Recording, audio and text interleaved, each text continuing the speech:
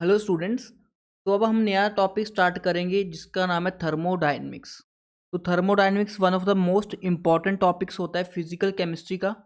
Because जो thermodynamics होता है ये अपने आप में एक साइंस की ब्रांच होता है। ठीक है, ये केमिस्ट्री का टॉपिक नहीं है, ये साइंस का टॉपिक है। ये फिजिक्स में भी आता है, आपको केमिस्ट्री के अंदर भी आता है, ये इंजीनियरिंग के अंदर भी आता है। तो थर्मोडायनेमिक्स अपने आप में एक साइंस की क्या है, काफ़ी बड़ी ब्रांच है।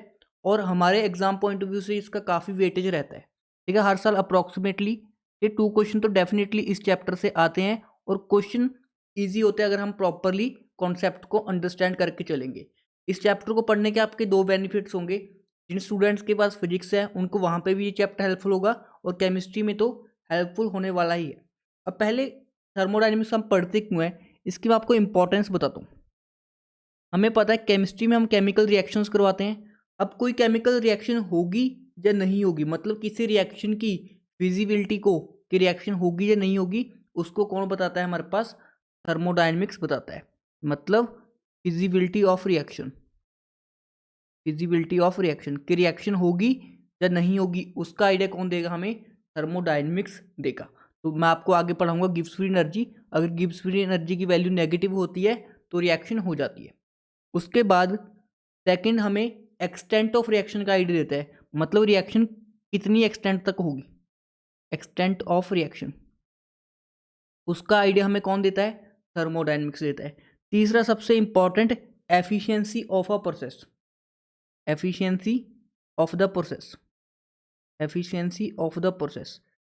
ये एफिशिएंसी का क्या मतलब होता है कि हमने कितना इनपुट दिया और उससे हमें क्या आउटपुट मिला, उसी को हम बोलते हैं एफिशिएंसी। और एफिशिएंसी से आपके मास्टर कैडर के अंदर 2 बार क्वेश्चन पूछे जा चुके हैं। तो ये इंपॉर्टेंट टॉपिक होता है एफिशिएंसी का। तो यहाँ से आपके 2 बार क्वेश्चन आ चुका है। अब देखो, ये तो हमने देखा इंपॉर्टेंस का कि कोई रिएक्शन होगी या नहीं होगी, उसका आइडिया कौन देता है हमें? थर्मोडायनेमिक्स देता है। उसके अलावा अब थर्मोडायनेमिक्स होता क्या है, मीनिंग क्या होता है? देखो, थर्मो का मतलब होता है हीट, और डायनेमिक्स का क्या मतलब होता है? मोशन। मतलब जब भी हीट क्या हो, मोशन के अंदर हो, मतलब इसमें हम क्या पढ़ेंगे? डिफरेंट फॉर्म्स ऑफ एनर्जीज को पढ़ेंगे और उनका इंटरकन्वर्सन पढ़ेंगे। मतलब इस चैप्टर के अंदर हम क्या पढ़ेंगे? Different forms of energies, different forms of energies and their interconversion, and their interconversion. क्या मीनिंग हुआ इसका? जैसे देखो, थर्मो का मतलब हीट के साथ रिलेटेड कुछ पढ़ेंगे। हीट क्या है? एक तरह की एनर्जी टर्म है। तो हम इसमें different forms of energy and उनका इंटरकन्वर्जन पढ़ेंगे, उसी को हम क्या बोलते हैं? थर्मोडायनेमिक्स बोलते हैं। जैसे आपके घरों में फैन चल रहा है, ठीक है, वो किसकी हेल्प से चल रहा है? इलेक्ट्रिसिटी की हेल्प से चल रहा है। इलेक्ट्रिसिटी का क्या मतलब होगा? Electrical energy. तो इलेक्ट्रिकल एनर्जी हम प्रोवाइड करते हैं, तो उससे क्या चलता है हमारे पास? फैन चलता है। अब फैन के पास कौन सी एनर्जी होती है? अब फैन किसी हाइट के ऊपर होता है, उसकी हाइट की वजह से उसकी पोटेंशियल एनर्जी होती है। पोटेंशियल एनर्जी का क्या फॉर्मूला होता है? mgh। ठीक है, एच क्या होती है? हाइट। और क्योंकि वो मूव भी करेगा फैन, तो मूवमेंट की वजह से काइनेटिक एनर्जी होगी उसके पास। तो काइनेटिक एनर्जी का क्या फॉर्मूला होगा हमारे पास? Half M V square. ठीक है, बी क्या होती है यहाँ पे? वेलोसिटी होती है। मतलब हमने इलेक्ट्रिकल एनर्जी प्रोवाइड की और फैन के पास कौन सी एनर्जी आ गई? पोटेंशियल एनर्जी आ गई एंड काइनेटिक एनर्जी आ गई। जब भी potential energy and kinetic energy दोनों एक साथ होते हैं तो उसको हम कौन सी एनर्जी बोलते हैं? Mechanical energy. मतलब हमने दी कौन सी? इलेक्ट्रिकल एनर्जी, और हमें मिली कौन सी? Mechanical energy. तो इसमें हमने क्या पढ़ा? डिफरेंट फॉर्म्स ऑफ एनर्जी को, एंड एक फॉर्म को हमने दूसरी फॉर्म के अंदर क्या कर दिया? कन्वर्ट कर दिया। इलेक्ट्रिकल एनर्जी को हमने मैकेनिकल एनर्जी के अंदर कन्वर्ट कर दिया। मतलब थर्मोडायनेमिक्स के अंदर क्या पढ़ते हैं हम? Different forms of energy and their interconversion. अब मुझे बताओ, ये वाली एनर्जी की फॉर्म हम यहाँ पे डिस्कस करेंगे। ये वैसे पार्ट थर्मोडायनेमिक्स का है, बट हमने कौन सी थर्मोडायनेमिक्स स्टडी करनी है? जो कि हम रिएक्शंस की पढ़ते हैं। तो हम ये वाली एनर्जी टर्म्स नहीं पढ़ेंगे, हम पढ़ेंगे इंटरनल एनर्जी क्या होती है, इंथैल्पी क्या होती है, गिब्स फ्री एनर्जी क्या होती है। मतलब वो एनर्जी टर्म्स को हम स्टडी करेंगे जो किसी रिएक्शन के साथ क्या होती हैं? रिलेटेड होती हैं। आई थिंक थर्मोडायनेमिक्स का आपको डेफिनेशन क्लियर हो चुका होगा। अब थर्मोडायनेमिक्स को हम 3 कैटेगरीज में डिवाइड करते हैं। जो थर्मोडायनेमिक्स होता है उसको हम 3 कैटेगरीज के अंदर डिवाइड करते हैं। एक होते हैं हमारे पास मैक्रो सिस्टम्स की थर्मोडायनेमिक्स, मैक्रो का क्या मतलब होता है, काफ़ी बड़े सिस्टम्स की। माइक्रो सिस्टम्स की थर्मोडाइनमिक्स को हम स्टडी करेंगे। एक हम स्टडी करते हैं माइक्रो सिस्टम्स की थर्मोडाइनमिक्स को, माइक्रो मतलब छोटे, माइक्रो सिस्टम की। और तीसरी हम पढ़ते हैं थर्मोडाइनमिक्स ऑफ केमिकल रिएक्शंस, ठीक है, केमिकल रिएक्शंस की थर्मोडाइनमिक्स को स्टडी करते हैं। तो थर्मोडाइनमिक्स के 3 पार्ट्स होते हैं बेसिकली। एक होते हैं मैक्रो थर्मोडाइनमिक्स, मैक्रो मतलब जो इलेक्ट्रॉन प्रोटॉन्स की बात नहीं करें हम, बड़े किसी गैस कंटेनर की बात करें या सिलेंडर की बात करें, उस तरह की थर्मोडाइनमिक्स को हम बोलते हैं माइक्रो थर्मोडाइनमिक्स। और इसमें हम कौन सी पढ़ते हैं, क्लासिकल थर्मोडाइनमिक्स। क्लासिकल थर्मोडाइनमिक्स जो कि हमने स्टार्ट किया है, ठीक है, वो हम बेसिकली क्लासिकल थर्मोडाइनमिक्स को ही स्टडी करेंगे। अब देखो माइक्रो सिस्टम में क्या पढ़ते हैं हम, जो हमारे पास फंडामेंटल पार्टिकल्स हैं, इलेक्ट्रॉन्स, प्रोटॉन्स, ठीक है, उसके अलावा बोसोन्स, फर्मियोन्स, ठीक है, माइक्रो पार्टिकल्स मतलब काफ़ी छोटे पार्टिकल्स की थर्मोडाइनमिक्स को हम क्या बोलते हैं, माइक्रो थर्मोडाइनमिक्स, या इसी को हम क्या बोलते हैं, स्टैटिस्टिकल थर्मोडाइनमिक्स। इसी को हम क्या बोलते हैं, स्टैटिस्टिकल थर्मोडाइनमिक्स। तो ये वैसे आपके सिलेबस में है बट केमिस्ट्री में नहीं है, ठीक है, ये आपके फिजिक्स के सिलेबस में है। जब आप फिजिक्स में पढ़ोगे तो आप अच्छे से पढ़ोगे स्टैटिस्टिकल थर्मोडाइनमिक्स, ये बोस आइंस्टाइन कंडेंसेट स्टैटिस्टिक्स क्या होते हैं, मैक्सवेल क्या होती है, फर्मी ड्राग स्टैटिस्टिक्स क्या होती है। तो 3 तरह की स्टैटिस्टिक्स पढ़ते हो आप वहाँ पे, ये Maxwell Boltzmann, Fermi Dirac and Bose Einstein. तो उसमें आप बेसिकली इंसेम्बल्स पढ़ोगे, इंसेम्बल्स क्या होते हैं, पार्टीशन फंक्शन को अच्छे से देखोगे। तो वो सब आपका काम होता है फिजिक्स का, ठीक है। जो स्टूडेंट एमएससी की हैं उनको पता है ये एमएससी के सिलेबस में भी होती है, ठीक है ना। बट हम यहाँ पे केमिस्ट्री में कवर नहीं करेंगे, केमिस्ट्री में हम क्लासिकल थर्मोडाइनमिक्स को कवर करेंगे। अब केमिकल रिएक्शंस के ऊपर हमने कोई रिएक्शन करवाई, उसके दौरान कितनी हीट रिलीज हुई, कितनी हीट हमें देनी पड़ी, केमिकल रिएक्शंस की थर्मोडाइनमिक्स को हम बोलते हैं थर्मोकेमिस्ट्री। इसको हम क्या बोलते हैं, थर्मोकेमिस्ट्री। तो थर्मोकेमिस्ट्री भी आपके सिलेबस में है, जो कि मैं ही पढ़ाऊंगा आपको अभी, ठीक है। मतलब ये वाले 2 portion, micro thermodynamics micro systems की एंड केमिकल रिएक्शन की थर्मोडाइनमिक्स को मैं पढ़ाऊंगा। एक को हम बोलते हैं क्लासिकल थर्मोडाइनमिक्स और एक को हम बोलते हैं थर्मोकेमिस्ट्री। ये स्टैटिस्टिकल थर्मोडाइनमिक्स वो मैं आपको नहीं करवाऊंगा, तो ये दोनों हम पोर्शन करेंगे। सबसे पहले हम स्टार्ट करते हैं with classical thermodynamics. Classical thermodynamics, classical thermodynamics में पहले हम बेसिक टर्मिनोलॉजीज पढ़ेंगे कि जो हम यूज़ करेंगे पूरी थर्मोडाइनमिक्स की स्टडीज़ के दौरान। तो पहले बेसिक टर्म्स हम डिस्कस करते हैं। ये बेसिक टर्म्स में जो पहली टर्म आती है उसको हम बोलते हैं क्या, सिस्टम।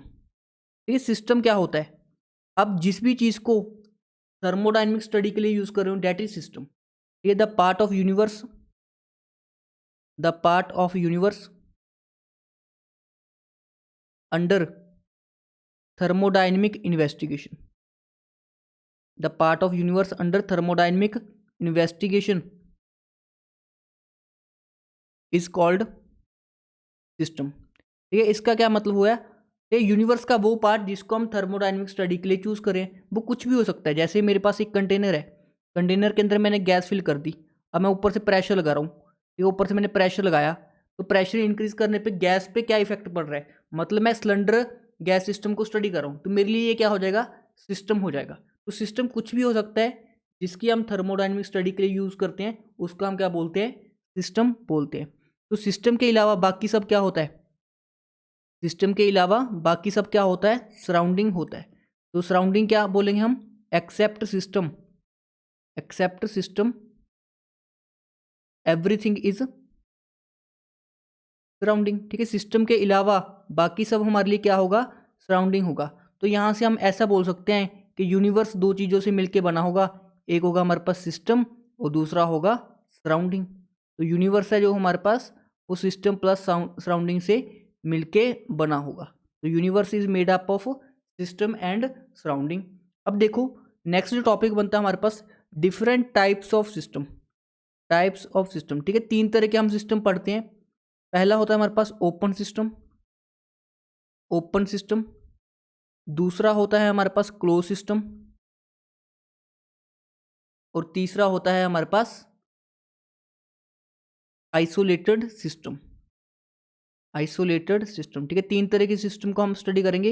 एक होते हैं हमारे पास ओपन सिस्टम, एक होता है क्लोज सिस्टम और एक होते हैं आइसोलेटेड सिस्टम। ये ओपन सिस्टम का क्या मतलब होता है, जब बोथ एनर्जी एंड मैटर क्या करेगा, ट्रांसफर करेगा। व्हेन बोथ एनर्जी एंड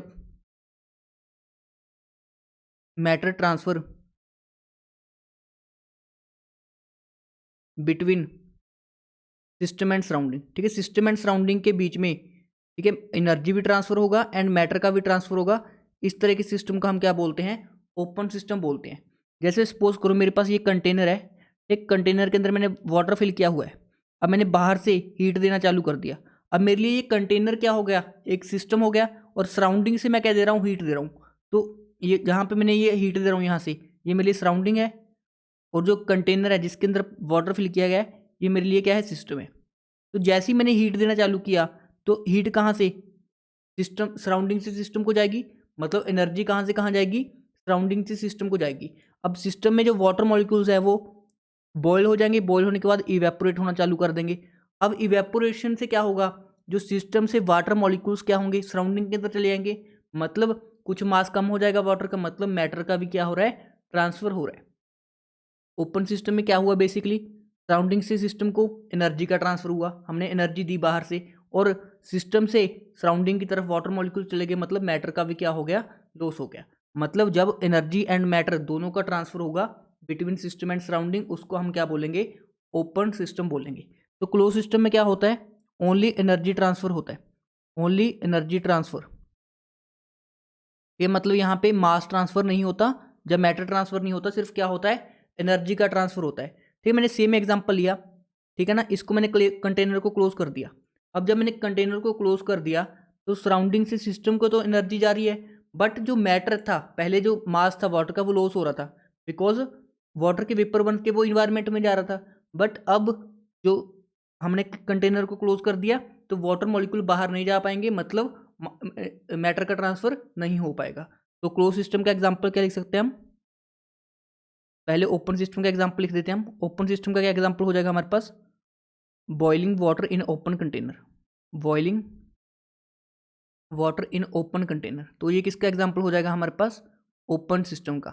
एक क्लोज सिस्टम का क्या एग्जांपल हो जाएगा, boiling water in close container. अगर हमने कंटेनर को क्लोज कर दिया, तो उस तरह के सिस्टम को हम क्या बोलेंगे, क्लोज सिस्टम बोलेंगे। अब तीसरा होता है आइसोलेटेड सिस्टम। आइसोलेटेड सिस्टम में ना ही एनर्जी का ट्रांसफर होता है, ना ही मैटर का ट्रांसफर होता है, neither energy nor mass transfer take place. ठीक है, ना ही एनर्जी का ट्रांसफर होगा, ना ही मास का या मैटर का ट्रांसफर होगा। उस तरह के सिस्टम का हम क्या बोलते हैं, आइसोलेटेड सिस्टम बोलते हैं। जैसे इसका एग्जांपल देखो, टी इन थर्मस, हमने थर्मस के अंदर चाय रख दी। अब आपने देखो, अगर अच्छी क्वालिटी की थर्मस होती है, चाय काफ़ी देर तक गर्म रहती है उसके अंदर, ना ही मैटर का लॉस होता है, मतलब ना ही एनर्जी ट्रांसफर हुई है, ना ही मैटर ट्रांसफर हो रहा है। बट आपने देखा होगा कुछ टाइम बाद हम अच्छी से अच्छी थर्मस ले लेंगे, हमने मिल्टन की थर्मस ले ली, तो वो ज़्यादा देर तक चाय को गर्म रख पाएगी। बट कुछ दिनों बाद, ठीक है, 24 आवर्स के बाद तो वो भी ठंडी हो जाती है। मतलब कोई भी परफेक्टली आइसोलेटेड सिस्टम एग्जिस्ट नहीं करता। यहाँ पे नोट डालो, no perfect isolated system exist, no perfect isolated system exist. कोई भी परफेक्टली आइसोलेटेड सिस्टम एग्जिस्ट नहीं करता। अगर आपसे पूछ ले बेस्ट एग्जाम्पल, आइसोलेटेड सिस्टम का बेस्ट एग्जाम्पल बताओ जिसमें ना ही एनर्जी का ट्रांसफर हो, ना ही मैटर का ट्रांसफर हो, तो बेस्ट एग्जाम्पल होता है यूनिवर्स। देखो, यूनिवर्स के अंदर ना ही हम कुछ ऐड कर सकते हैं, ना ही कुछ बाहर निकाल सकते हैं, सब कुछ यूनिवर्स के अंदर ही है, जितनी एनर्जी है यूनिवर्स की उतनी रहेगी। तो हम बोल सकते हैं कि यूनिवर्स क्या है, बेस्ट एग्जाम्पल है आइसोलेटेड सिस्टम का। उसके अंदर ना ही एनर्जी का ट्रांसफर होता है, ना ही मैटर का ट्रांसफर होता है, बिकॉज सब कुछ ऑलरेडी यूनिवर्स के अंदर ही है। तो no perfect isolated system exist. अगर आपसे पूछ ले बेस्ट एग्जाम्पल क्या होता है आइसोलेटेड सिस्टम का, उसको हम बोलेंगे यूनिवर्स। अब देखो, एक सिस्टम है और एक सराउंडिंग है, दोनों को जो डिस्टिंग्विश करती है, एक सिस्टम है और दूसरा है क्या है हमारे पास, सराउंडिंग है। दोनों को जो डिफ्रेंशिएट करती है उसको हम क्या बोलते हैं, बाउंड्री बोलते हैं। जो चीज़ सिस्टम एंड सराउंडिंग को डिस्टिंग्विश करती है उसको हम क्या बोलते हैं, बाउंड्री बोलते हैं। तो ये होगी हमारे पास बाउंड्री। अब बाउंड्री कैसी होती है, बाउंड्री रियल भी हो सकती है, मतलब हमें दिखाई दे, बाउंड्री इमेजिनरी भी हो सकती है, मतलब हमें दिखाई ना दे। ये बाउंड्री का क्या मतलब होता है, वो पॉइंट, जब वो पार्ट जो सिस्टम और सराउंडिंग को अलग करता है, ठीक है ना। तो बाउंड्री रियल भी हो सकती है, भी हमें दिखाई दे और ना दिखाई दे, ऐसा भी हो सकता है। अब नेक्स्ट जो हमारा टॉपिक है डेट इज, ठीक है, यहाँ पर तक तो हमने थ्योरेटिकल पोर्शन डिस्कस किया। अब देखो हमारे पास जो नेक्स्ट टॉपिक बनता है डेट इज फिजिकल प्रॉपर्टीज। ये फिजिकल प्रॉपर्टीज में हमारे पास दो तरह की प्रॉपर्टीज होती हैं। एक को हम क्या बोलते हैं, एक्सटेंसिव प्रॉपर्टीज, और दूसरी होती है हमारे पास इंटेंसिव प्रॉपर्टीज। ठीक है, ये इंपॉर्टेंट टॉपिक है, इससे क्वेश्चन आने के चांस है। एक होती है हमारे पास एक्सटेंसिव प्रॉपर्टीज और दूसरी होती है हमारे पास इंटेंसिव प्रॉपर्टीज।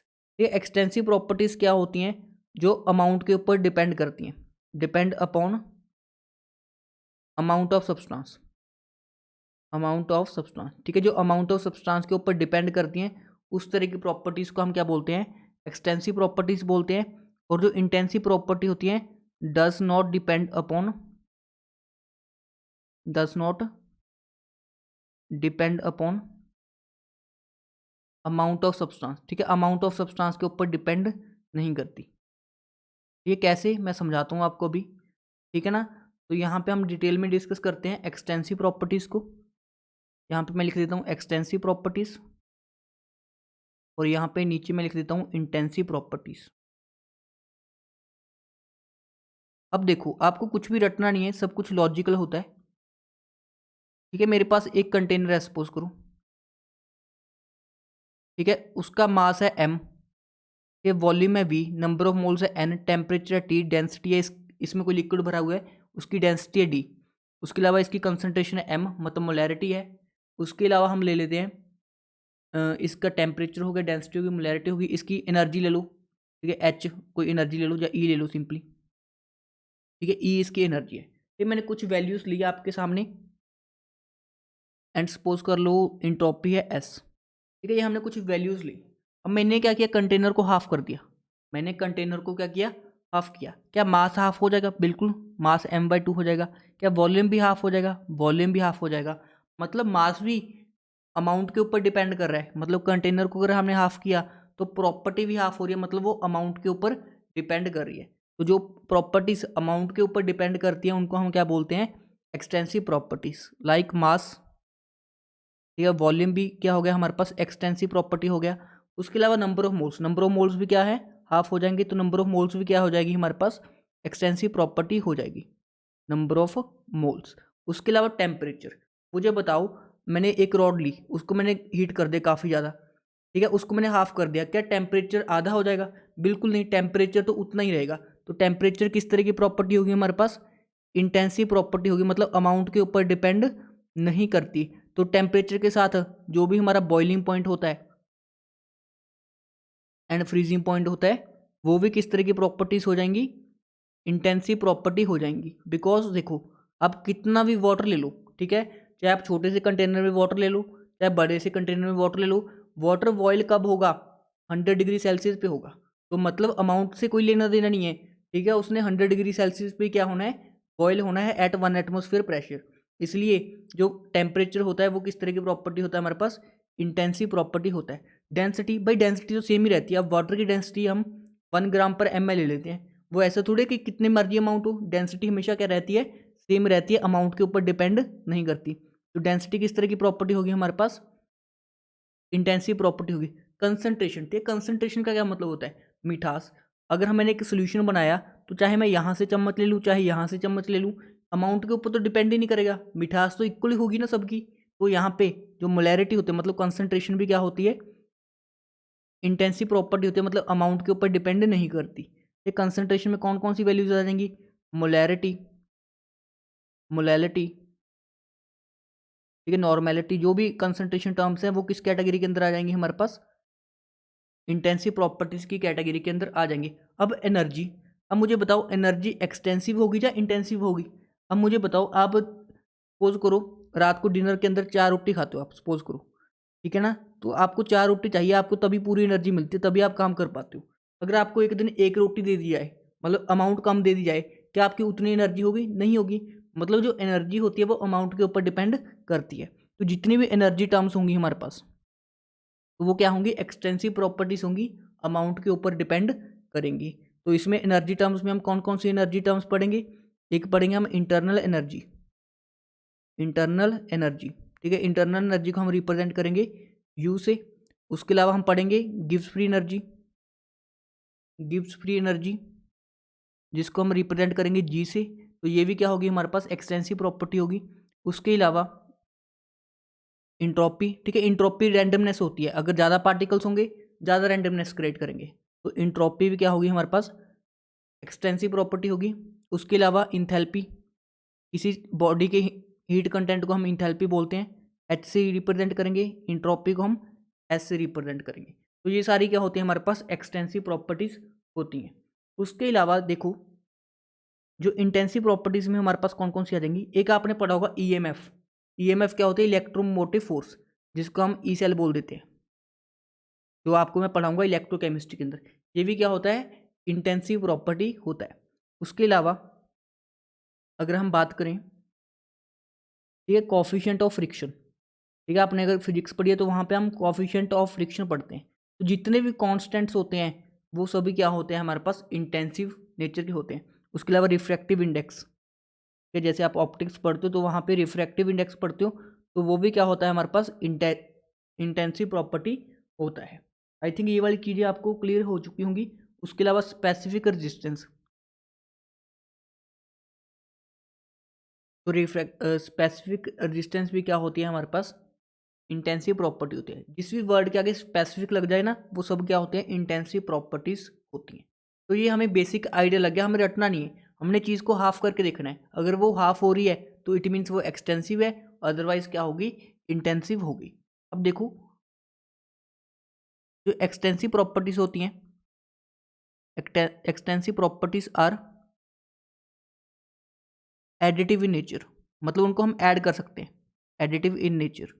जैसे मास है, तो मास सपोज एक 4 kg का था, दूसरा भी 4 kg का था, तो हमने ऐड कर दिया डायरेक्टली 8 kg, कर सकते हैं, बिल्कुल सही बात है, ठीक है। बट जो इंटेंसिव प्रॉपर्टीज होती हैं, intensive properties are non additive in nature, intensive properties are non additive in nature, मतलब उनको हम ऐड नहीं कर सकते। क्यों नहीं कर सकते, देखो मुझे बताओ, एक कंटेनर, एक मेरे पास रॉड है, उसको मैंने हीट किया और मैंने कंटेनर को हाफ कर दिया। सपोज इसको मैंने 300 डिग्री सेल्सियस तक हीट किया इस रॉड को, अब मैंने इसको हाफ कर दिया। ऐसा थोड़ी है कि ये भी 150 हो जाएगा, ये भी 150 हो जाएगा, नहीं हो सकता, ऐसा पॉसिबल ही नहीं है, ठीक है। दोनों का ही टेम्परेचर कितना होगा, 300 डिग्री सेल्सियस होगा, मतलब अमाउंट के ऊपर डिपेंड नहीं करती, इसलिए इंटेंसिव प्रॉपर्टी होती है हमारे पास टेम्परेचर। और इंटेंसिव प्रॉपर्टीज़ क्या होती हैं, नॉन एडिटिव नेचर की होती है, मतलब उनको हम डायरेक्टली ऐड नहीं कर सकते।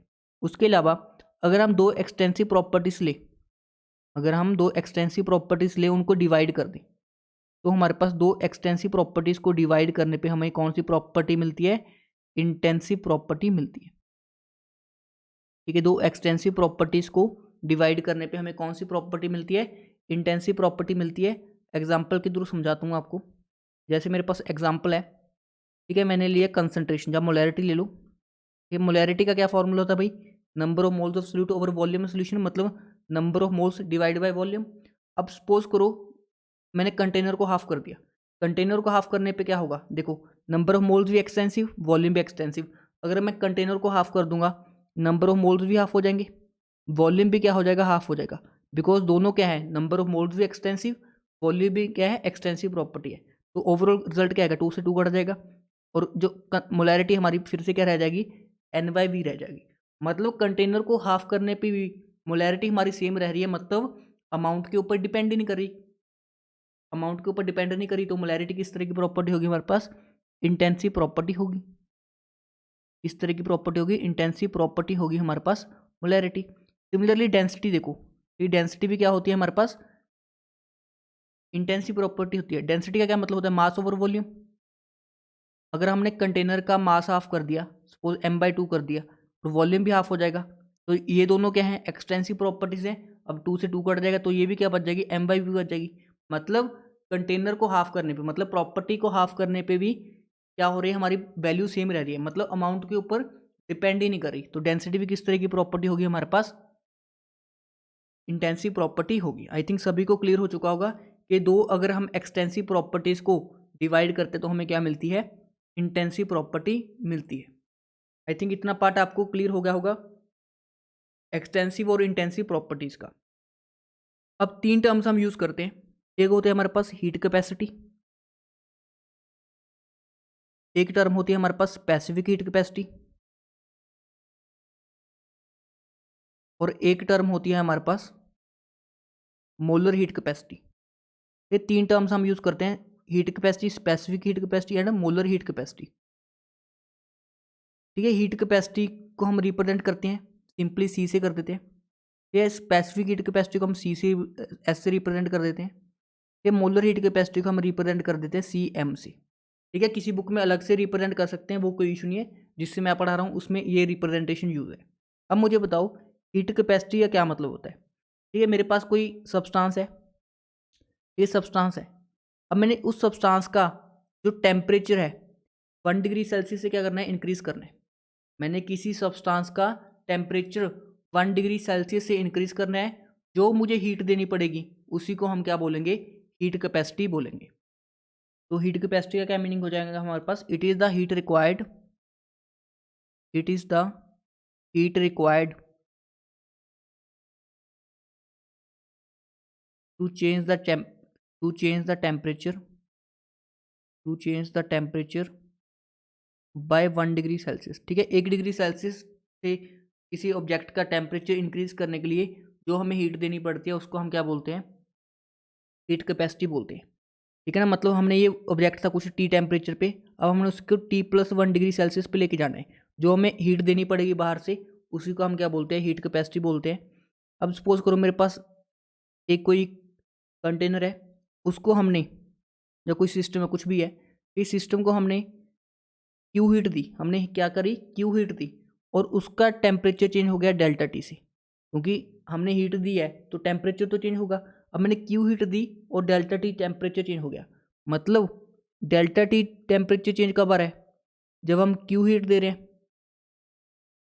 Q is given. तो 1 डिग्री चेंज के लिए कितना आएगा, ये डेल्टा टी चेंज के लिए क्यू, 1 डिग्री चेंज के लिए क्या आ जाएगा, क्यू बाई डेल्टा टी, और इसी को हम क्या बोलते हैं, सी बोलते हैं। ठीक है, सी का क्या मतलब हो जाएगा, हीट कैपेसिटी, जिसका फॉर्मूला क्या आ गया हमारे पास, क्यू ओवर डेल्टा टी। ठीक है, क्यू क्या आ गया हमारे पास, हीट गिवन, और डेल्टा टी क्या आ गया, टेम्परेचर चेंज। ठीक है, और ये क्या फॉर्मूला आ गया हमारे पास, हीट कैपेसिटी का फॉर्मूला आ गया कि हमने किसी भी ऑब्जेक्ट का टेम्परेचर 1 डिग्री सेल्सियस से इंक्रीज करना है, जो हमें हीट देनी पड़ेगी, that is basically heat capacity. अब सेकंड टर्म जो हमारे पास यूज़ होती है, that is molar heat capacity, sorry specific heat capacity. इस स्पेसिफिक हीट कैपेसिटी का क्या मतलब है, अब ऊपर देखो, हमने कोई भी अमाउंट ले सकते हैं, मतलब हम 10 ग्राम को 1 डिग्री सेल्सियस से इंक्रीज करेंगे तब भी हीट कैपेसिटी बोलेंगे, 20 ग्राम सब्सटेंस को 1 डिग्री सेल्सियस से इंक्रीज करेंगे तब भी उसको हीट कैपेसिटी बोलेंगे। मतलब वहाँ पे अमाउंट का कोई लेना देना नहीं था, बस हमने टेम्परेचर 1 डिग्री सेल्सियस से इंक्रीज करना था। स्पेसिफिक हीट कैपेसिटी में क्या होगा हमारे पास, अगर हमने 1 ग्राम सब्सटेंस का जो टेम्परेचर है वो 1 डिग्री सेल्सियस से क्या करना है, इंक्रीज करना है, मतलब the heat required to increase the temperature of 1 gram substance by 1 degree Celsius is called specific heat capacity. अब मुझे बताओ मोलर हीट कैपेसिटी में क्या होगा, 1 मोल सब्सटेंस को हमने 1 मोल सब्सटेंस को हमने इंक्रीज करना होगा बाय 1 डिग्री सेल्सियस, तो उसको हम क्या बोलेंगे, मोलर हीट कैपेसिटी। तो मोलर हीट कैपेसिटी में एक बात तो कॉमन है कि हमने टेम्परेचर 1 डिग्री सेल्सियस से इंक्रीज करना है। हीट कैपेसिटी के अंदर कोई भी अमाउंट हो सकता है, स्पेसिफिक हीट कैपेसिटी के अंदर 1 ग्राम सब्सटेंस को हमने 1 डिग्री सेल्सियस से इंक्रीज करवाना है, और मोलर हीट कैपेसिटी के केस में 1 मोल सब्सटेंस को हमने 1 डिग्री सेल्सियस से क्या करना है, टेम्परेचर उसका इंक्रीज करना है।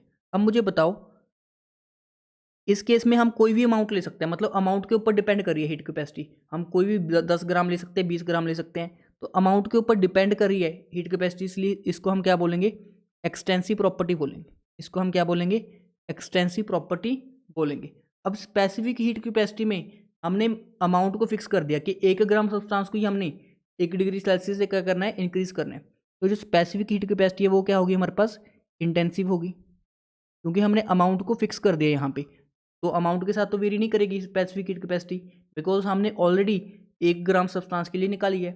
सिमिलरली मोलर हीट कैपेसिटी के केस में क्या होगा कि हमने 1 मोल सब्सटेंस फिक्स कर दिया, तो यहाँ पे भी हमने अमाउंट को फिक्स कर दिया, तो ये भी क्या हो जाएगी हमारे पास इंटेंसिव प्रॉपर्टी हो जाएगी। आई थिंक आपको क्लियर हो चुका होगा इनमें से कौन सी एक्सटेंसिव प्रॉपर्टी है एंड कौन सी इंटेंसिव प्रॉपर्टी है। तो मैं यहाँ पे चार्ट कंप्लीट कर देता हूँ। तो जो हीट कैपेसिटी होती है वो क्या होती है हमारे पास एक्सटेंसिव प्रॉपर्टी होती है, और जो स्पेसिफिक हीट कैपेसिटी है एंड मोलर हीट कैपेसिटी है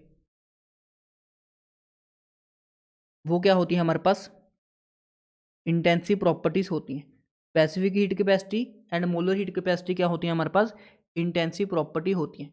तो आपको डायरेक्टली इसकी बेस्ड क्वेश्चन पूछा जा सकता है इनमें से कौन सी एक्सटेंसिव प्रॉपर्टी है एंड कौन सी इंटेंसिव प्रॉपर्टी है। चलो अब हम कंप्लीट करते हैं अपने फॉर्मूलाज को। स्पेसिफिक हीट कैपेसिटी का क्या मतलब होता है, 1 ग्राम सब्सटेंस को हमने 1 डिग्री सेल्सियस से क्या करना है इंक्रीज करना है। सपोज करो हमने एनी अमाउंट के लिए तो क्या निकाला था formula Q by delta T, मतलब m ग्राम सब्सटेंस के लिए क्या निकाला था हमने कि 1 डिग्री सेल्सियस इंक्रीज करने के लिए Q बाई डेल्टा टी, मतलब 1 डिग्री के चेंज के लिए Q बाई डेल्टा टी देना पड़ेगा। अब यहाँ पे हमने मास फिक्स करना है, मतलब 1 ग्राम के लिए निकालना है, तो 1 ग्राम सब्सटेंस के लिए कितनी हीट देनी पड़ेगी, m से डिवाइड कर देंगे Q by m into delta T, तो इसी को हम क्या बोलते हैं S, और ये किसका फॉर्मूला बन जाएगा हमारे पास स्पेसिफिक हीट कैपेसिटी का फॉर्मूला बन जाएगा। एक कुछ बुक्स में इसको इस तरह से लिखा होता है Q is equal to M S delta T, ठीक है, इस फॉर्म के अंदर भी इसको रिप्रेजेंट किया जा सकता है। आई थिंक ये भी आपको क्लियर हो चुका होगा। अब मोलर हीट कैपेसिटी में क्या होता है, हमने 1 मोल फिक्स कर दिया, तो हम फॉर्मूला को 1 मोल से क्या कर देंगे डिवाइड कर देंगे, तो फॉर्मूला क्या बन जाएगा Q बाई एन, ठीक है, एन क्या हो गया यहाँ पे नंबर ऑफ मोल्स, ठीक है, ये किसकी कुल आ जाएगा हमारे पास CM के कुल आ जाएगा, तो ये क्या हो जाएगी हमारे पास मोलर हीट कैपेसिटी हो जाएगी, मोलर हीट कैपेसिटी। अब क्या मुझे आप यूनिट्स बता सकते हो इनकी कि हीट कैपेसिटी की क्या यूनिट होगी, मोलर हीट कैपेसिटी की क्या होगी, स्पेसिफिक हीट कैपेसिटी की क्या यूनिट होगी। अब देखो Q क्या है, हीट है, हीट की क्या यूनिट होती है भाई जूल होती है। आपको पता है एनर्जी की कई फॉर्म्स होती हैं, ठीक है, जो हीट एंड वर्क हैं, हीट हो गया एंड वर्क हो गया, ये दोनों क्या है एनर्जी की फॉर्म्स हैं। तो एनर्जी की यूनिट क्या होती है जूल होती है, तो हीट की यूनिट भी क्या हो जाएगी जूल, और टेम्परेचर की यूनिट क्या होती है केल्विन, तो इसकी यूनिट क्या हो जाएगी जूल पर केल्विन, ठीक है। स्पेसिफिक हीट कैपेसिटी की यूनिट क्या हो जाएगी जूल पर, ठीक है, मास केजी में ले लेते हैं, केजी में होगा केजी में डिपेंडिंग अपॉन क्वेश्चन, ये जूल पर केजी पर केल्विन। और जो हमारे पास मोलर हीट कैपेसिटी है उसकी यूनिट क्या बन जाएगी जूल पर मोल केल्विन। आई थिंक ये आपको क्लियर हो चुका होगा unit of heat capacity, specific heat capacity and molar heat capacity, ठीक है। तो हमने 3 फॉर्मूला डिस्कस किए, ठीक है। हीट कैपेसिटी का क्या फॉर्मूला डिस्कस किया हमने Q by delta T, simple सा, ठीक है। स्पेसिफिक हीट कैपेसिटी S का क्या फॉर्मूला डिस्कस किया, उसमें हम 1 ग्राम के लिए निकालते हैं, मतलब मास से क्या कर देते हैं डिवाइड कर देते हैं Q by M delta T. और जो हमारे पास मोलर हीट कैपेसिटी है CM, उसका क्या फॉर्मूला बन जाएगा Q by N delta T. तो N क्या हो जाएगा यहाँ पे मोल्स हो जाएंगे, और M क्या हो जाएगा यहाँ पे मास हो जाएगा।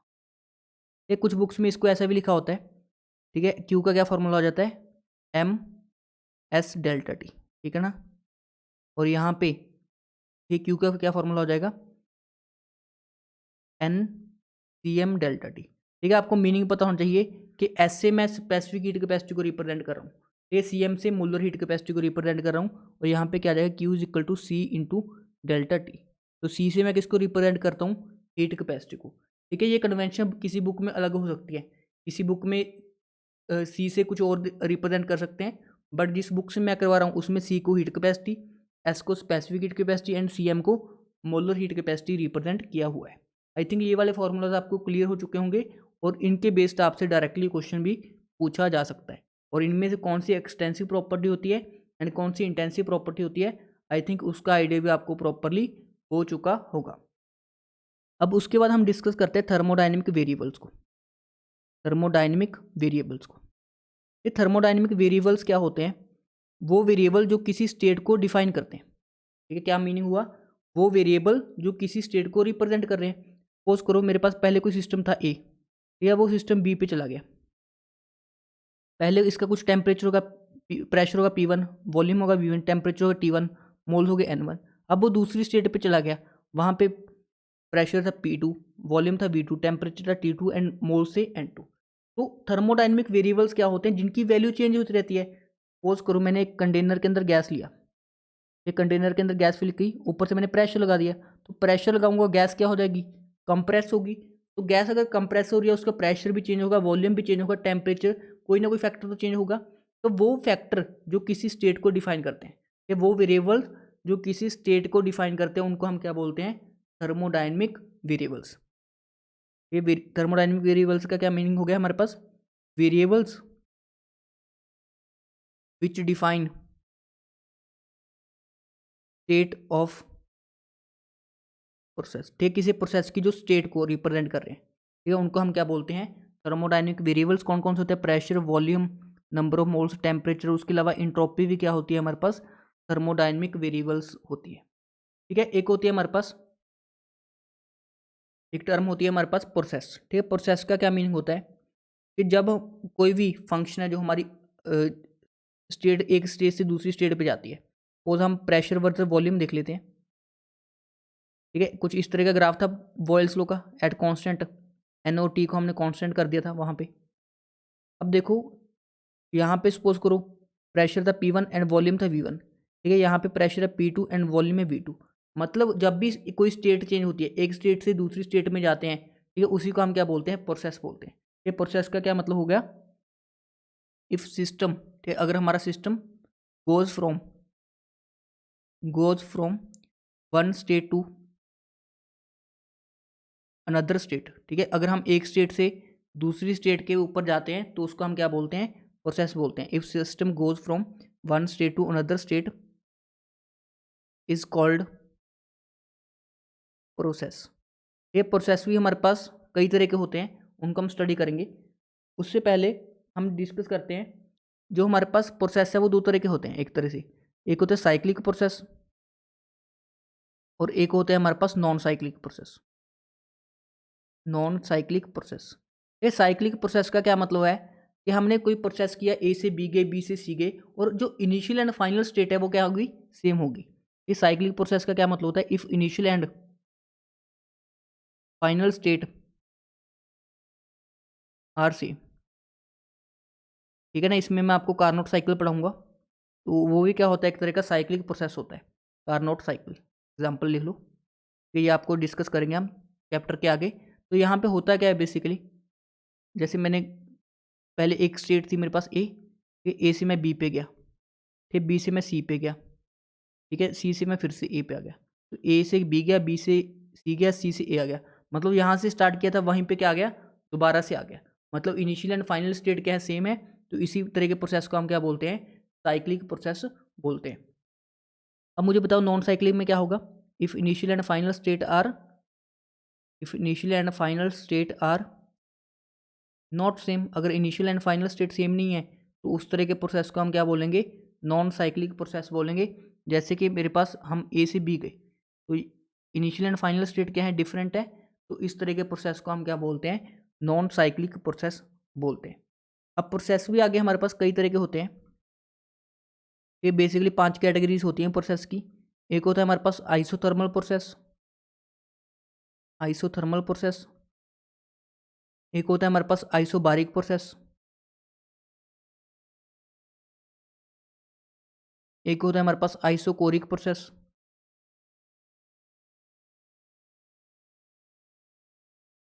ठीक है, एक होता है हमारे पास आइसोकोरिक प्रोसेस।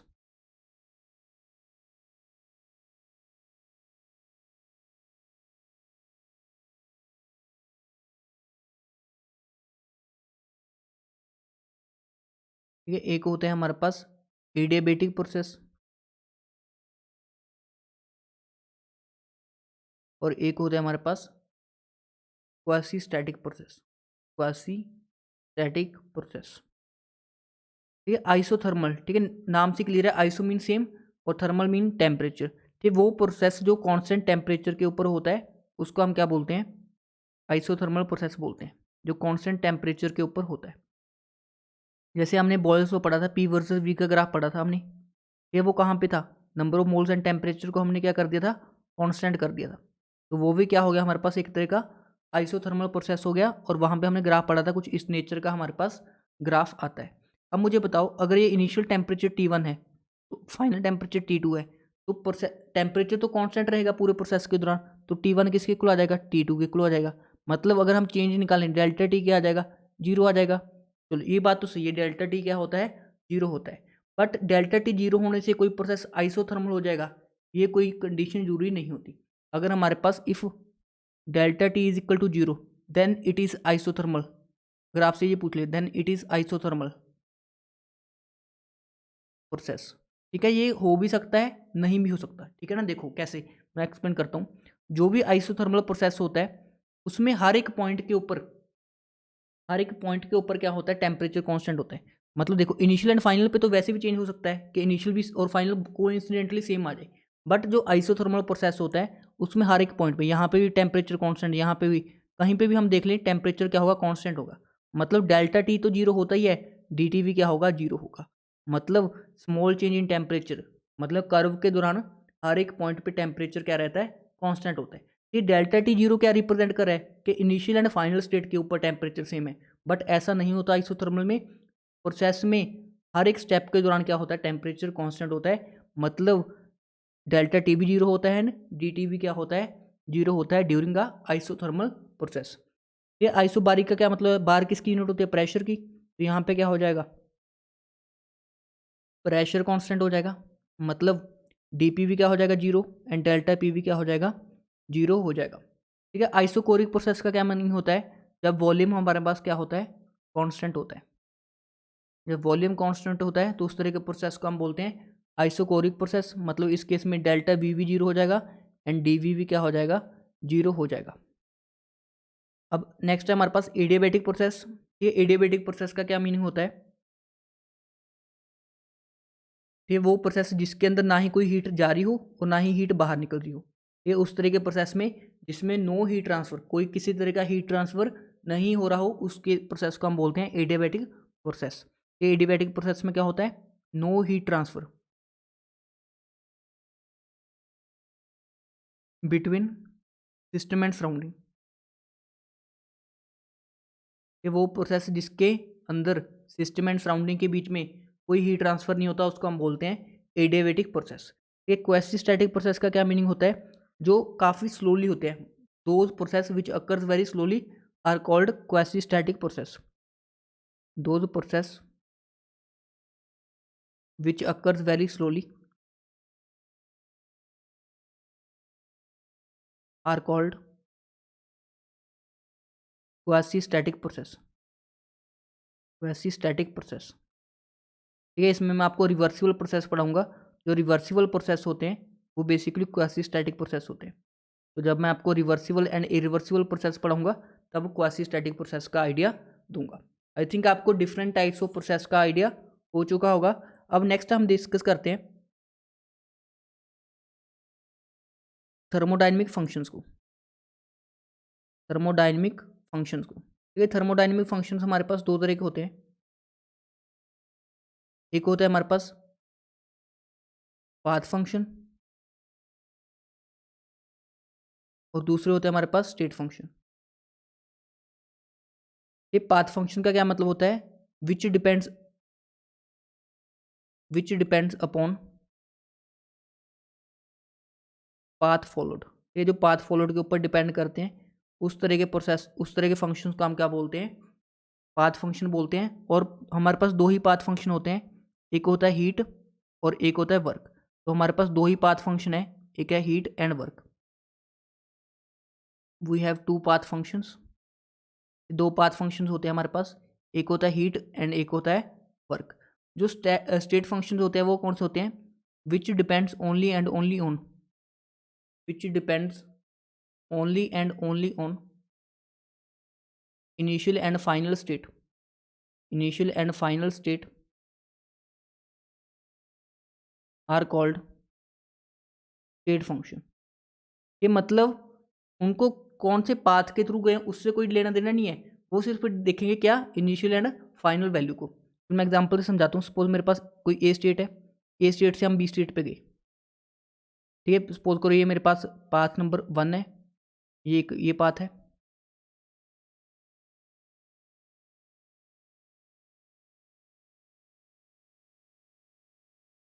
ठीक है, एक मेरे पास ये वाला पाथ है। ठीक है, इसको पाथ नंबर मैं 1 दे लेता हूँ, second number path and third path. मुझे बताओ, अगर मैं फर्स्ट पाथ से जा रहा हूँ, सेकंड पाथ से जा रहा हूँ, थर्ड पाथ पे, ठीक है, क्योंकि उनका डिस्टेंस अलग अलग है, आपको दिख रहा है डिस्टेंस अलग अलग है, तो मुझे अलग टाइप का वर्क करना पड़ेगा।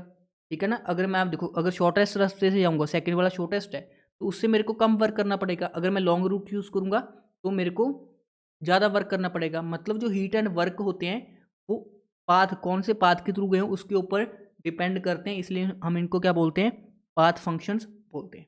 तो जो पाथ के ऊपर डिपेंड करते हैं। अब जो स्टेट फंक्शन की वैल्यू देखेंगे हम ए से बी गए, हमें इनिशियल पॉइंट से मतलब है ये फाइनल पॉइंट से। ठीक है, ये हमारी क्या होगी, इनिशियल स्टेट, और ये क्या होगी, हमारी फाइनल स्टेट। तो हमें तो सिर्फ इनिशियल एंड फाइनल स्टेट से मीनिंग है, हमें नहीं पता कि हम कौन से पाथ के थ्रू आए। मतलब जो स्टेट फंक्शन की वैल्यू होगी, चाहे पाथ 1 के लिए हो, पाथ 2 के लिए हो, पाथ 3 के लिए हो, इक्वल होगी, बिकॉज तीनों का इनिशियल एंड फाइनल पॉइंट क्या है, सेम है। तो स्टेट फंक्शन की वैल्यू, स्टेट फंक्शन की वैल्यू अगर हम बात करें पाथ 1 के लिए, पाथ 2 के लिए, पाथ 3 के लिए, क्या होगी, इक्वल होगी, बिकॉज स्टेट फंक्शन सिर्फ इनिशियल एंड फाइनल स्टेट के ऊपर डिपेंड करता है, कौन से पाथ के थ्रू गए उसके ऊपर डिपेंड नहीं करता। अब कौन कौन से हमारे पास स्टेट फंक्शन होते हैं, जितने भी हमारे पास एनर्जी टर्म्स होती हैं, लाइक डेल्टा यू, ये internal energy change, enthalpy change, ये Gibbs free energy change, Helmholtz energy change, ये इंट्रोपी चेंज। ठीक है, ये सारे क्या होते हैं हमारे पास, स्टेट फंक्शंस होते हैं। ठीक है, डेल्टा यू मतलब internal energy change, internal energy, delta H mean enthalpy, delta G means Gibbs free energy. ठीक है, ए मीन्स हेल्महोल्ट्ज फंक्शन। ठीक है, delta S mean entropy change. ठीक है, ये सारे क्या होते हैं हमारे पास, स्टेट फंक्शंस होते हैं, मतलब इनिशियल एंड फाइनल वैल्यू के ऊपर डिपेंड कर रहे हैं। तो इनकी वैल्यू क्या आएगी, ठीक है, अगर यहाँ पे यू ए है, यहाँ पे क्या होगी, यू बी होगी, तो हम डेल्टा यू को कैसे लिखेंगे, delta U is equal to U B minus U A. ठीक है ना, final state minus initial state, चाहे आप कोई भी पाथ लो, डेल्टा यू की वैल्यू, क्योंकि ये क्या है हमारे पास स्टेट फंक्शन है, इसकी वैल्यू फर्स्ट पाथ के लिए, सेकंड पाथ के लिए एंड थर्ड पाथ के लिए क्या आएगी, इक्वल आएगी, बिकॉज इन तीनों प्रोसेस में क्या हो रहा है, इनिशियल एंड फाइनल पॉइंट क्या है, सेम है। तो जो हमारे पास फंक्शन सिर्फ इनिशियल एंड फाइनल स्टेट के ऊपर डिपेंड करते हैं, उनको हम क्या बोलते हैं, स्टेट फंक्शन बोलते हैं। ठीक है, मुझे बताओ, what will be the value of, what will be the value of state functions for cyclic process. अगर हमारे पास कोई साइक्लिक प्रोसेस है तो उसके दौरान किसी स्टेट फंक्शन की क्या वैल्यू होगी, मुझे बताओ। क्या आपको समझाया था मैंने, ए से बी गए, बी से सी गए, सी से ए गए। ठीक है, तो अगर हमारे पास इनिशियल एंड फाइनल पॉइंट क्या होगा, सेम होगा, मतलब यही हमारा इनिशियल पॉइंट है, यही हमारा फाइनल पॉइंट है। मतलब डेल्टा यू अगर देखना हो मुझे, मैं फाइनल माइनस इनिशियल करूंगा, अब फाइनल और इनिशियल तो सेम है, तो दोनों कैंसिल होकर क्या आ जाएगा, जीरो आ जाएगा। मतलब किसी भी स्टेट फंक्शन की वैल्यू कोई भी ले लो आप, डेल्टा एच ले लो, डेल्टा यू ले लो, डेल्टा एस ले लो, किसी भी स्टेट फंक्शन की वैल्यू पूरा साइक्लिक प्रोसेस क्या होती है, जीरो होती है। तो यहाँ पे लिख लो आप, पूरा cyclic process the value of state function is zero. I think ये वाला टॉपिक आपको अभी तक क्लियर हो चुका होगा। अब मुझे बताओ, जो भी स्टेट फंक्शन होता है हमारे पास, ये जो भी स्टेट फंक्शन होता है वो एक इक्वेशन को फॉलो करता है, जिसको हम बोलते हैं क्या, यूलर इक्वेशन। ठीक है, तो यहाँ पे हम लिखेंगे state function follow Euler equation. ठीक है, अब यूलर इक्वेशन का क्या मीनिंग होता है हमारे पास, वही समझाता हूँ आपको। सपोज मेरे पास कोई फाई फंक्शन है, phi is a function of X and Y. तो अब हमने कैसे करना है, हमने क्या करना है, फाई की पार्शियल डिफरेंशिएशन करनी है विद रिस्पेक्ट टू कोई भी वेरिएबल ले लो। अगर हम एक्स के विद रिस्पेक्ट टू कर रहे हैं तो वाई को कांस्टेंट रखेंगे। अब हम क्या करेंगे, पहले हमने एक्स के रिस्पेक्ट में किया, अब वाई के रिस्पेक्ट में डिफरेंशिएट करेंगे एट कांस्टेंट एक्स। अब हम उल्टा करेंगे, पाई को पहले किसके साथ डिफ्रेंशिएट करेंगे, वाई के साथ एट कांस्टेंट एक्स। अब with respect to x differentiate करेंगे एट कांस्टेंट वाई। अगर ये दोनों वैल्यूज़ क्या आ जाती हैं, इक्वल आ जाती हैं, तो हम क्या बोलेंगे, यूलर इक्वेशन क्या हो रही है, फॉलो हो रही है, और हमारा जो फंक्शन है वो क्या है, स्टेट फंक्शन है।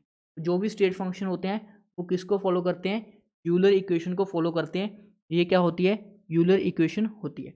इसके रिगार्डिंग एक क्वेश्चन करवाता हूँ, उससे आपको ज़्यादा क्लैरिटी होगी। ऑल्दो इतना इंपॉर्टेंट नहीं है बट फिर भी आपको आइडिया होना चाहिए। ये क्वेश्चन क्या है, prove that volume of idol gas is a state function. ये आपको प्रूफ करना है कि वॉल्यूम ऑफ आइडल गैस क्या होता है, हमारे पास स्टेट फंक्शन होता है।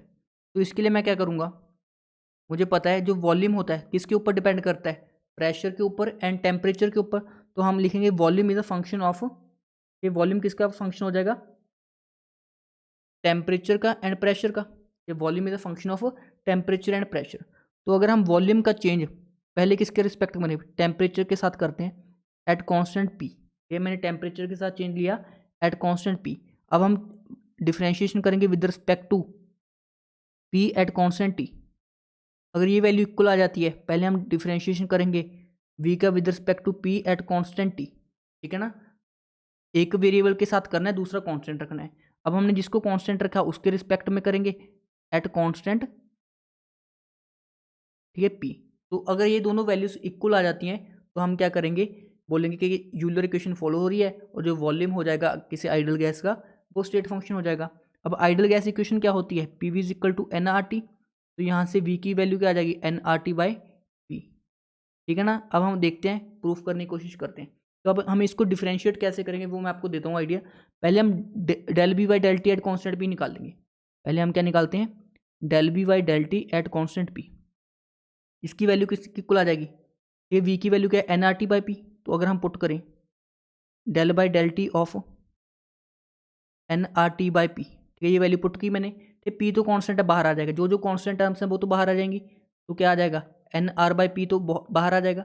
पार्शियल डिफरेंशिएशन का मतलब ही क्या होता है कि हमने एक वेरिएबल के रिस्पेक्ट में करना होता है, बाकी सबको हम कांस्टेंट मान लेते हैं। तो यहाँ पे हमने प्रेशर वैसे वेरिएबल है बट हमने पार्शियल डिफरेंशिएशन कर रहे हैं, तो वहाँ पर हमने प्रेशर को कॉन्स्टेंट ले रखा है। तो एन आर बाई पी बाहर आ गया, तो del by del t of t, तो ये तो क्या आ जाएगा, 1 आ जाएगा, मतलब एन आर बाई पी आ जाएगा। अब हमने ये वाला फैक्टर निकाला del B by del t at constant p. अब इसको हम फर्दर डिफरेंशिएट करेंगे with respect to p at constant t. तो अगर हम नेक्स्ट करें डेल पी बाई, तो ये वाली वैल्यू निकालें हम, मतलब फर्दर इसको किसके रिस्पेक्ट में डिफरेंशिएट करेंगे, पी के साथ डिफरेंशिएट करेंगे एट कॉन्स्टेंट टी। तो ये वाली वैल्यू को हम डिफरेंशिएट करें with respect to p at constant t, तो ये किसकी इक्वल आ जाएगी, ठीक है ना। एन आर तो कांस्टेंट है, 1/p की क्या होती है डिफरेंशिएशन, -1/p²। तो ये क्या आ जाएगा, -nr/p²। तो ये वाली value left hand side solve की हमने, वो किसकी इक्वल आ गई, -nr/p²। ये लेफ्ट हैंड वाली वैल्यू सॉल्व करने पे क्या आ रही है, -nr/p²। आई थिंक सभी को इतना आइडिया हो चुका होगा। अब हम राइट हैंड साइड भी सॉल्व कर लेते हैं। ये राइट हैंड साइड में पहले क्या सॉल्व करेंगे, del v by del P at constant t, del v by del P at constant t. तो ये किसके इक्वल आ जाएगा, del by del p of v की वैल्यू कितनी है, n r t by p at constant t. अब constant temperature है तो एन आर टी तो कॉन्स्टेंट बाहर आ जाएंगे, तो del by del p of 1/p। तो ये किसके इक्वल आ जाएगा, एन आर टी 1/p की क्या होती है डिफरेंशिएशन, -1/p²। तो माइनस बाहर आ जाएगा, नीचे क्या आ जाएगा, p² आ जाएगा। अब इसकी डिफरेंशिएशन हम करेंगे with respect to temperature at constant pressure. तो अगर हम ये वाला फैक्टर सॉल्व करें तो ये किसके इक्वल आ जाएगा। अब हम टेम्परेचर के साथ डिफरेंशिएट करेंगे, -nRT/p² एट कॉन्स्टेंट पी। ठीक है, हमने प्रेशर को तो कांस्टेंट ले लिया, तो -nR/p² तो बाहर ले लेंगे। ठीक है, del by t, del t of t क्या आ जाएगा, सिंपली 1 आ जाएगा। तो ये भी किसके इक्वल आ गया, -nR/p²। मतलब यहाँ पे कौन सी इक्वेशन फॉलो हो रही है, यूलर इक्वेशन फॉलो हो रही है। तो हम क्या बोल सकते हैं कि volume of idol gas is a state function. तो दोनों वैल्यूज क्या आ गई, इक्वल आ गई, मतलब लेफ्ट हैंड साइड किसकी इक्वल आ गई, राइट हैंड साइड के इक्वल आ गई। हैंस प्रूव्ड कि जो वॉल्यूम होता है किसी आइडल गैस का वो क्या होता है, स्टेट फंक्शन होता है। आई थिंक आपको क्लियर हो चुका होगा। जिसको समझ नहीं भी आया, ठीक है, कोई ज़रूरत नहीं है, इतना डिटेल में आपसे नहीं पूछेगा।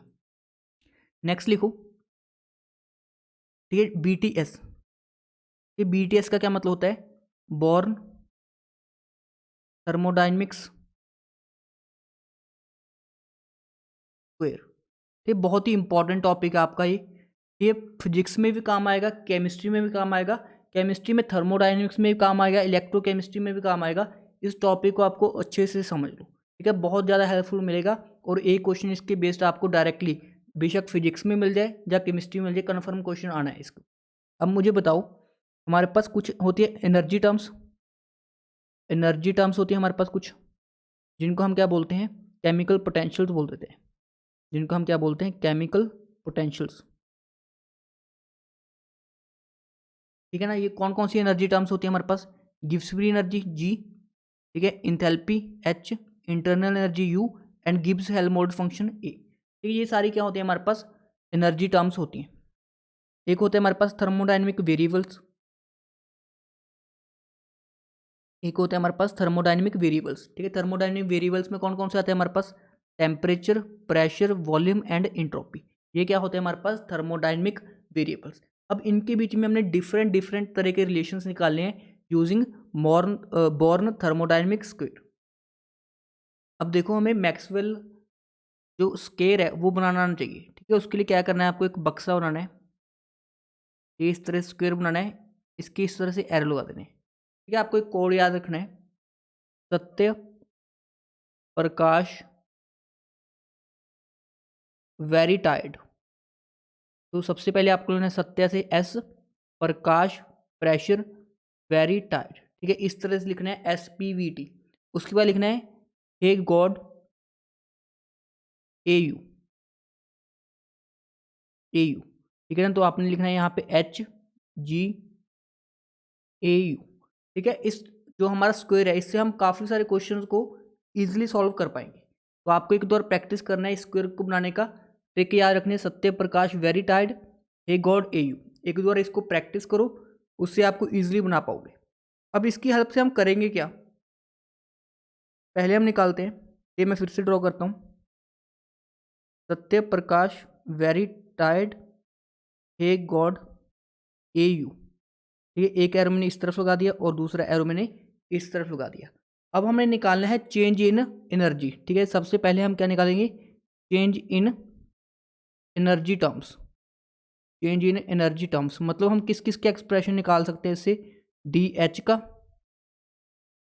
DG, DA एंड DU, मतलब इनकी वैल्यूज़ हम इनसे निकाल सकते हैं। कैसे निकालने वो आपको सिखाता हूँ।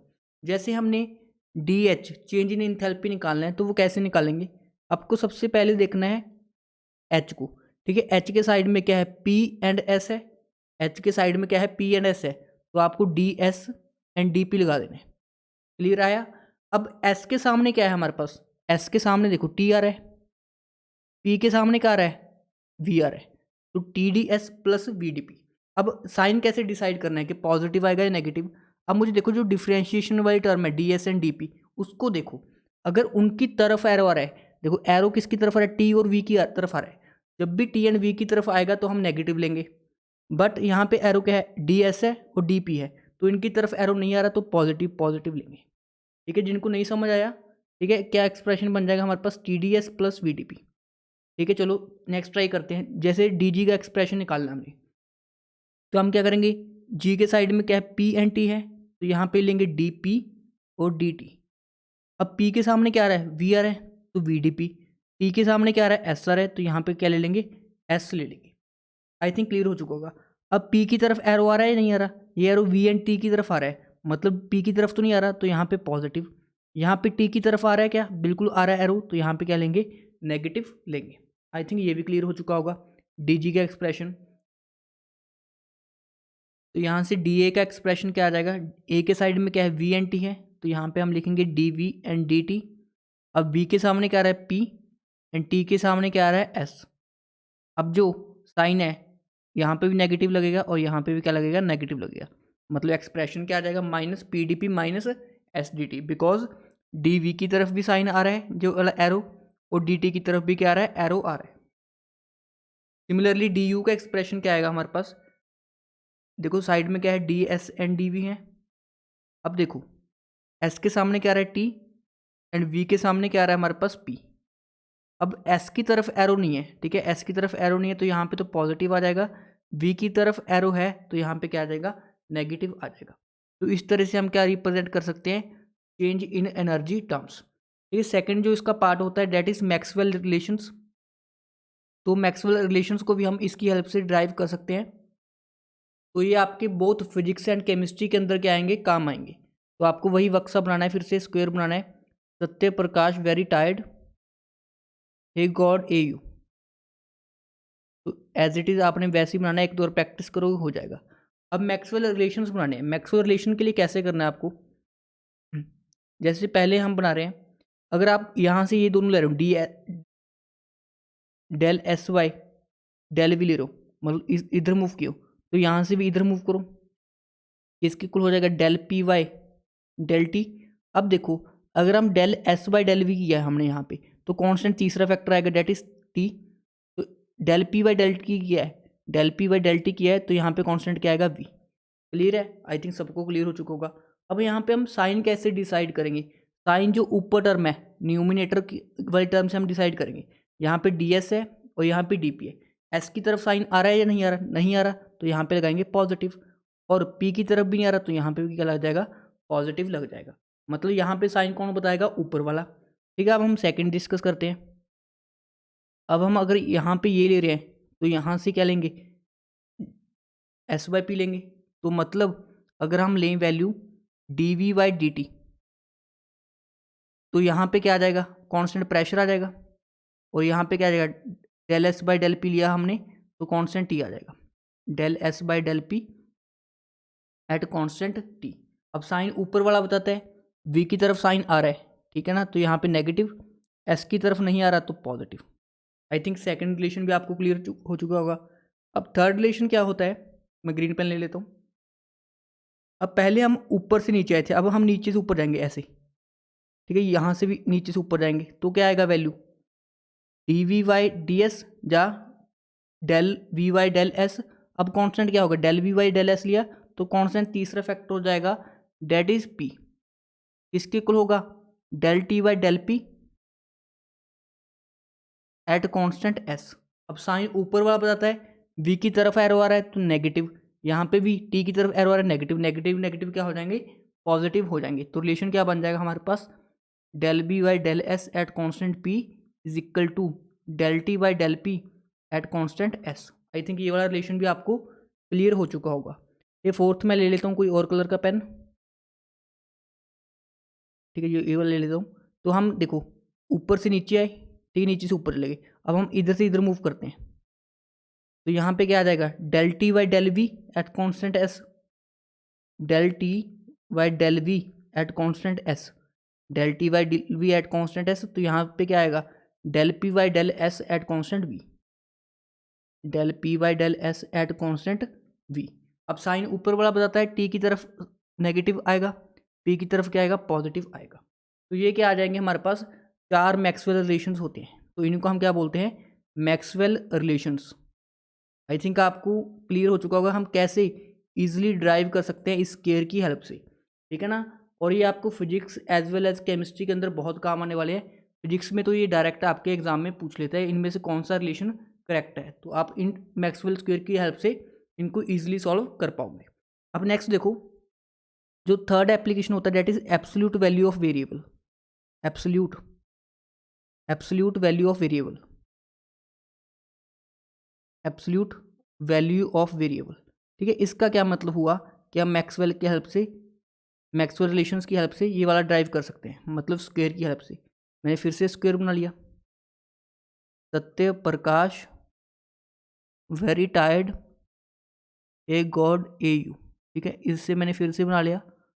अब देखो मुझे अगर एस की वैल्यू निकालनी है, पी की वैल्यू निकालनी है, वी की वैल्यू निकालनी है एंड टी की वैल्यू निकालनी है, मतलब एब्सोल्यूट वैल्यू ऑफ वेरिएबल निकालनी है, तो इनकी वैल्यूज़ कैसे आएंगी, एस पी वी टी। अब देखो एस के सामने कौन आ रहा है, टी, तो उसका डेल लगा दो, डी टी लगा दो, सपोज डी टी लगा दिया यहाँ पे मैंने, और यहाँ पे भी मैंने क्या लगा दिया, डी टी लगा दिया। आई थिंक क्लियर हो चुका होगा। हर एक वेरिएबल की दो वैल्यूज होती है। अगर एस की निकालनी है उसके सामने क्या है, टी है। तो अब देखो यहाँ पे अब साइन नीचे वाला बताता है, यहाँ पे साइन कौन बताएगा, नीचे वाला।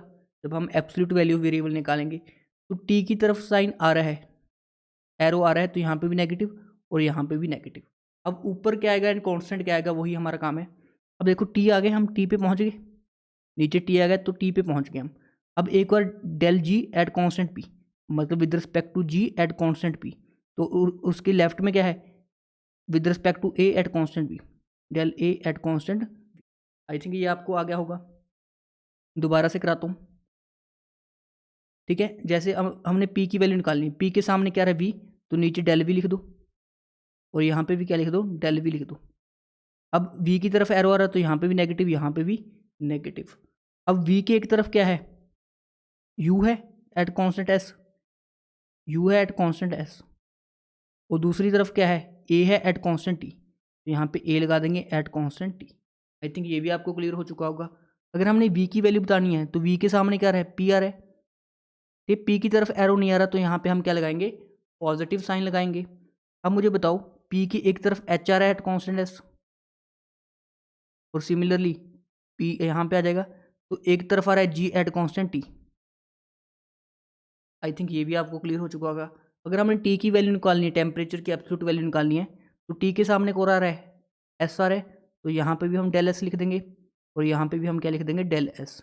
तो एक तरफ क्या है, H eight constant P, H eight constant P, ठीक है ना। एस की एक साइड क्या है, एच एट कॉन्स्टेंट पी, और दूसरी तरफ क्या है, u at constant b, u at constant b. I think ये वाले रिलेशंस भी आपको ईजिली याद हो जाएंगे, ठीक है ना। आपको याद तो नहीं कर सकते, ये याद तो कोई भी नहीं कर सकता, बट आपको मैक्सवेल इक्वेशन की हेल्प से इनको ड्राइव करना आना चाहिए, ठीक है ना। तो तीन तरह के हमने एप्लीकेशन देखी। अब मैं आपको एक चीज़ और बताता हूँ, जैसे मैंने फिर से बनाया Satya Prakash very tired A God A U, ठीक है ना। तो फिर से मैंने एरो लगा दिए। अगर हमने डी एच की वैल्यू निकाली थी, वो डी एच की वैल्यू क्या निकाली थी हमने, यहाँ पे डी एस करेंगे, यहाँ पे डी पी करेंगे, और साथ में एस के सामने क्या रहा है, टी, और पी के सामने क्या रहा है, वी। दोनों की तरफ क्या लग जाएगा, पॉजिटिव साइन लग जाएगा। तो T D S plus V D P value आई थी। अब देखो मैं एक से करके दिखाता हूँ आपको, बाकी सब आप खुद करोगे। सपोज करो एड कांस्टेंट इंट्रोपी, अगर मैंने इंट्रोपी को कांस्टेंट कर दिया, इंट्रोपी मतलब एस को कांस्टेंट कर दिया, तो डी एस की वैल्यू क्या हो जाएगी, जीरो हो जाएगी। मतलब अगर हम देखें तो डी एच क्या आ जाएगा हमारे पास, वी डी पी के इक्वल आ जाएगा। मतलब D H by D P at constant entropy किया ना हमने, तो किसकी इक्वल आ जाएगा, वी। इस डी पी को मैं नीचे लाया एट कॉन्स्टेंट इंट्रोपी, किसकी इक्वल आ गया, वी की इक्वल आ गया। मतलब वी की क्या वैल्यू आ गई, del h by del P at constant s. क्या यहाँ से हमने निकाली थी, del h by del P at constant s. यहाँ से भी हम वेरीफाई कर सकते हैं। अगर हम इसी इक्वेशन को एट कॉन्स्टेंट प्रेशर देखें, एट कॉन्स्टेंट प्रेशर, तो डी पी क्या हो जाएगा, जीरो हो जाएगा। तो हमारे पास डी एच किसके इक्वल आ जाएगा, टी डी एस के इक्वल आ जाएगा। तो D H by D S eight constant pressure किसके इक्वल आ जाएगा, टी के इक्वल आ जाएगा। तो यहाँ से हमें टी की वैल्यू भी मिल गई, D H by D S eight constant P, D H by D S eight constant P. ये पढ़िए यहाँ पे देखो ध्यान से। तो इस तरह से बाकी हमारे पास इस तरह की चार इक्वेशन बनेंगी। चार इक्वेशन से, एक इक्वेशन से दो रिलेशन बन रहे हैं, तो चार इक्वेशन से आठों की आठों वैल्यूज़ आ जाएंगी, और डायरेक्टली भी हम वैल्यूज़ ऐसे निकाल सकते हैं। अगर आपको ये वाला मेथड ईजी लग रहा है, ये वाला, इससे भी हम कर सकते हैं, ठीक है ना। तो आपने क्या करना है, बाकी डी जी का एक्सप्रेशन देखना है, डी ए का, डी यू का, तो वहीं से आपने ये सारे रिलेशन ड्राइव करने की कोशिश करनी है। कई बार फिजिक्स और केमिस्ट्री दोनों में डायरेक्टली इससे क्वेश्चन आ जाता है। जैसे देखो आपको क्या करना है, जैसे हमने डी जी की वैल्यू निकाली थी, v D p minus s d p. एक और आप कांस्टेंट प्रेशर पे करो, एक और कांस्टेंट टेम्परेचर पे करो, उसके अकॉर्डिंग आप वैल्यूज़ निकाल सकते हो। आई थिंक ये वाला टॉपिक आपको क्लियर हो चुका होगा। अगर किसी को फिर भी कोई डाउट आता है मैक्सवेल रिलेशंस में, तो आप मेरे से लाइव क्लास के अंदर पूछ लेना। Thank you for watching this video.